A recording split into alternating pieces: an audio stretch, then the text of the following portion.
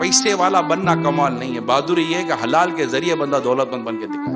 ابھی دھوکہ دے کر، جھوٹ بول کر، ملاوٹ کر کے اور 10 قسم کے گندے کام کر کے بندہ بولے میں پیسے والا بن گیا، میں مالدار بن گیا۔ کوئی رشوت کھاتا ہے، کوئی سود کھاتا ہے، کوئی کیا کھاتا ہے، ملازم آدمی کچھ اور کھاتا ہے۔ حرام کمانے کے لیے ملازم کے پاس بھی راستے کم نہیں ہیں۔ بالکل صحیح بولے، 8-8 10 گھنٹے کی محنت، تھک گیا، گھر جا کر چنا ہو گیا، گر گیا، ٹفن تک اٹھانے کی اس کی طاقت نہیں ہے، اور اس کو دیکھنا یہ کہ آج کے 10 گھنٹے 12 گھنٹے کا جو اس کو اجارہ ملے گا وہ حلال ہے یا حرام ہے۔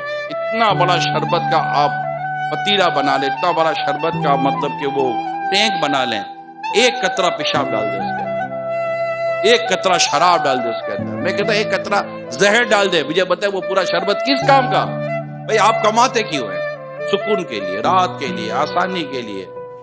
بندہ کیوں کماتا ہے؟ بے چین رہنے کے لیے، پریشان رہنے کے لیے، دکھ پالنے کے لیے کہ یار جتنا کماؤ تو اتنا دکھ بڑھ رہا ہے۔ بندہ کماتا ہی اپنی زندگی کو آسان اور سہولت کی طرف لے جانے کے لیے۔ موٹی بات یاد کر لیں کہ یہ آسانی اور سہولتیں نوٹوں کے ڈھیر میں نہیں ہے، اللہ کی رحمت میں۔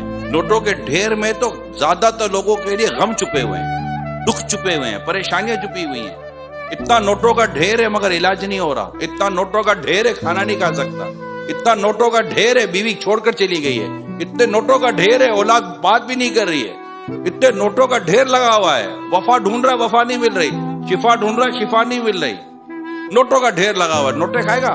حضرت سعد رضی اللہ تعالیٰ عنہ پیارے مصطفیٰ کریم صلی اللہ علیہ وسلم عرض کرتے ہیں یا رسول اللہ دعا کیجئے کہ میری دعا قبول ہو۔ ارشاد فرمایا مصطفیٰ کریم صلی اللہ علیہ وسلم نے اپنی غذا کو پاکیزہ کر لو، اپنی کمائی پاکیزہ کر لو، آپ کی دعا قبول ہو جائے گی۔ مشکل ترین کام بتا رہا ہوں، اپنی کمائی کو حلال کرنا۔